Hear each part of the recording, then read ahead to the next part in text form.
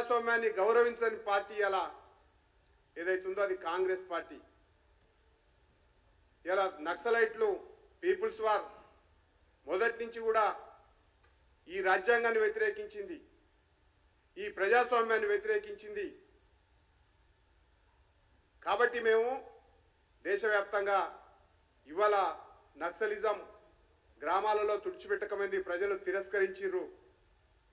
ఇలా మరొక రూపాన్ని సంతరించుకుంది. ఆ రూపాన్ని రాహుల్ గాంధీ గారి నుంచి మొదలు పెడితే రేవంత్ రెడ్డి గారి వరకు సమర్థిస్తూ ఉన్నారు. అదే అర్బన్ నక్సలిజం.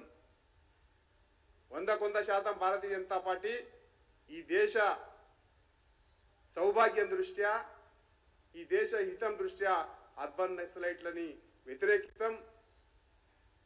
ఇవాళ రేవంత్ రెడ్డి గారు విద్యా విధానంలో తీసుకొచ్చేసి అర్బన్ నక్సలైట్లను కూర్చోబెట్టేసిండు ఉన్నతమైనటువంటి పదవులలో. అంటే ఈ విద్యని మొత్తం రూపాంతరీకరణ చేయాలనుకుంటుండా.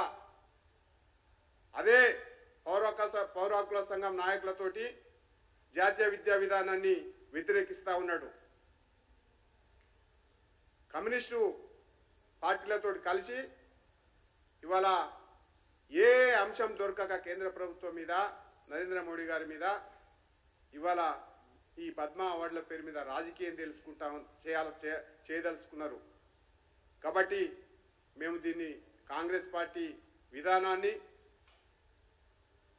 ఈ రకమైనటువంటి దుష్ప్రచారాన్ని భారతీయ జనతా పార్టీ మీద చేయడాన్ని తీవ్రంగా ఖండిస్తూ ఉన్నాం. మీరు ఏ రకమైనటువంటి చర్చకైనా భారతీయ జనతా పార్టీ సిద్ధం. మా విధానాలు స్పష్టం. మొదటి నుంచి కూడా భారతీయ జనతా పార్టీ కాదు, పల్లెల్లో ఉన్నటువంటి పేదవాళ్ళు కూడా అనేక మంది నక్సలైట్ల చేత చంపబడ్డారు. పోలీసులు కూడా చంపబడ్డారు. పోలీసు అధికారులను చంపేసిండ్రు. రాష్ట్రంలో అశాంతిని నెలకొల్పినరు. రైళ్లను ప్రజలు ఉండగానే తగలబెట్టినరు. ఎన్ని సంఘటనలు తెలంగాణ చరిత్రలో మర్చిపోయినటువంటి విషయాలు. మరొక విషయం, తెలంగాణ ఉద్యమంలో చిన్న 7 సంవత్సరాల బడిపిల్లగారి నుంచి ముఖ్యమంత్రుల వరకు, ఎమ్మెల్యేల వరకు అందరూ తెలంగాణ ఉద్యమంలో పాల్గొన్నారు. తెలంగాణ ఉద్యమంలో పాల్గొంటే అన్నీ మర్చిపోతాయి, సమసిపోతాయి, బారాకూన్ మాఫ్ అవుతుంది అనేటువంటి ముసుగులో మాట్లాడితే ఇవాళ రైఫిళ్లు పట్టుకొని తెలంగాణ ఉద్యమకారుల పైన కాల్పులు జరిపినటువంటి వాళ్ళు ముఖ్యమంత్రులు అయ్యారు. దాని సంగతి ఏందని చెప్పేసి మేము అడుగుతా ఉన్నాం. కాబట్టి ఇవాళ రాజకీయ సంచార జీవులు మాట్లాడేటువంటి విషయాన్ని ప్రజలు గమనిస్తూ ఉన్నారు.